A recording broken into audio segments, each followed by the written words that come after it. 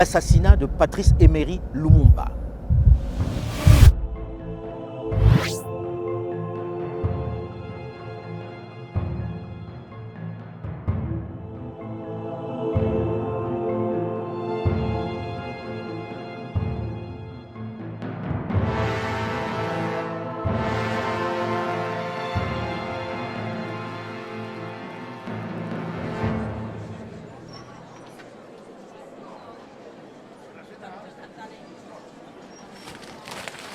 À 16h50, le DC-4 qui transporte Patrice Lumumba atterrit à Elisabethville. Frappé et torturé dans l'avion, Lumumba en sort mourant. Ils ont été violentés, torturés pendant les 2 heures de vol. Ils arrivent ensanglantés. Malgré leur état, les prisonniers sont frappés puis jetés dans une jeep pour une destination inconnue.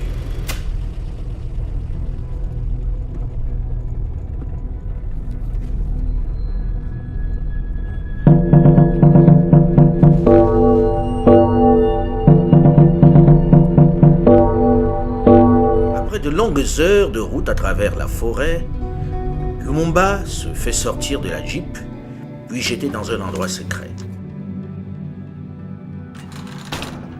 Dans un cachot insalubre gardé par de nombreux soldats. Si on l'a conduit jusqu'ici dans le plus grand secret, ce n'est pas pour le libérer.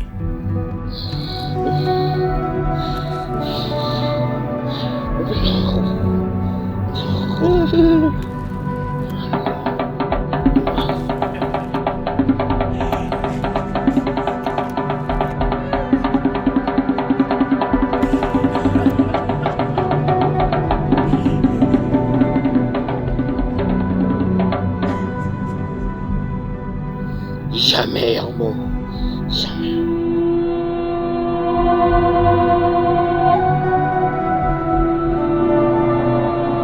Quelques heures plus tard, après une nuit d'insomnie, Patrice Emery Lumumba est accompagné dans la forêt.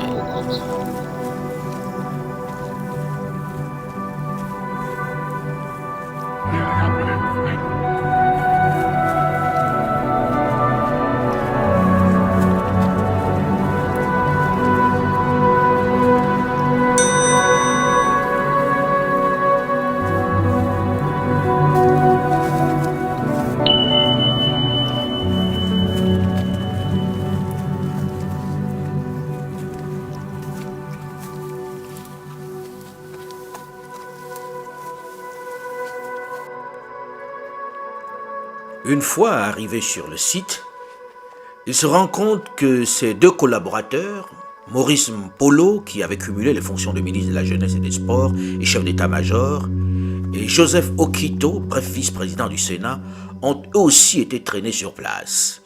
Ils ont eux aussi été malmenés. Ils échangent un regard inquiet. Lumumba est placé au milieu des 2. Derrière eux, une fosse fraîchement creusée. La première salve est pour Maurice Mpolo qui s'effondre. La seconde est pour Joseph Okito. Le but était de faire voir à Patrice Lumumba le sort qui l'attendait.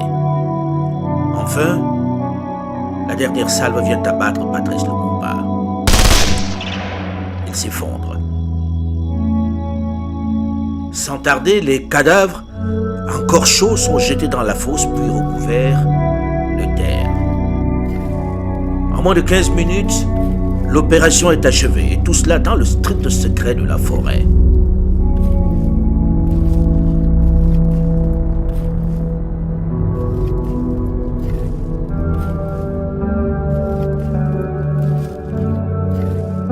Voici tout d'abord un aperçu de nos principales informations. Le traître Lumumba et ses codétenus Okito et Mpolo se sont évadés la nuit dernière de leur lieu de détention au Kapanga.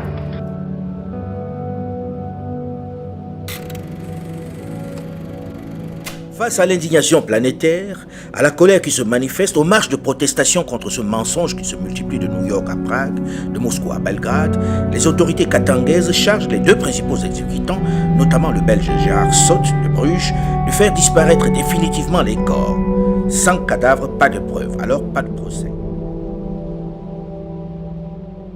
Accompagné de son frère et de 4 militaires équipés de scie à métaux, il découpe les corps et les plonge dans un fût d'acide sulfurique pour les dissoudre.